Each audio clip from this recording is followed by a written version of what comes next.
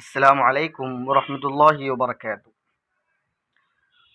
زبان پر قابو رکھنے کے فائدے اور زبان کو قابو نہ رکھنے کے نقصانات کیا ہیں؟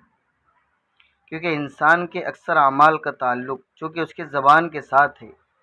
جب بندہ زبان کو قابو میں کر لیتا ہے تو اللہ تعالیٰ اس کے دوسرے اعمال کی اصلاح فرما دیتے ہیں، دوسرے اعمال کو صحیح کر دیتے ہیں۔ جب اعمال کی اصلاح ہو جائے تو بندہ اللہ کا محبوب، اللہ کا پیارا بن جاتا ہے، اور اللہ نے اپنے پیاروں کے لیے جنت تیار کر رکھی ہے۔ یہ انعام ہے زبان کو قابو میں رکھنے کا۔ جنت تیار کر رکھی ہے جہاں کی سب سے بڑی نعمت ذات باری تعالیٰ کا دیدار ہے۔ جنت کے اندر اس سے بھی بڑی اللہ تعالیٰ کا دیدار ہے۔ خوش نصیبی کی بات ہے کہ انسان اپنی زبان کو قابو میں کر لے اور اس کی وجہ سے اس کی باقی اعضاء سے سرزد ہونے والے اعمال بھی درست ہو جائیں گے۔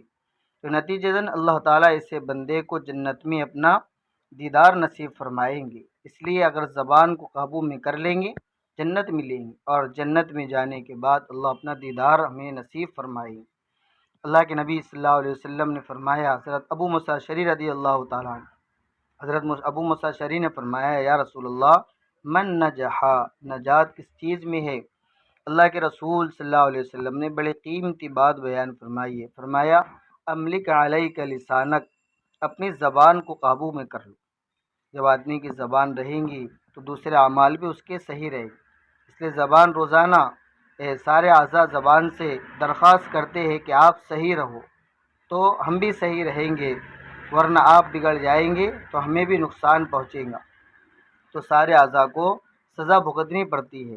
اس لیے ہمارے لیے ضروری ہے کہ ہم زبان کو قابو میں رکھیں۔ جہاں بولنے کی ضرورت ہے وہاں بولیں، جہاں بولنے کی ضرورت نہ ہو وہاں ہرگز نہ بولیں۔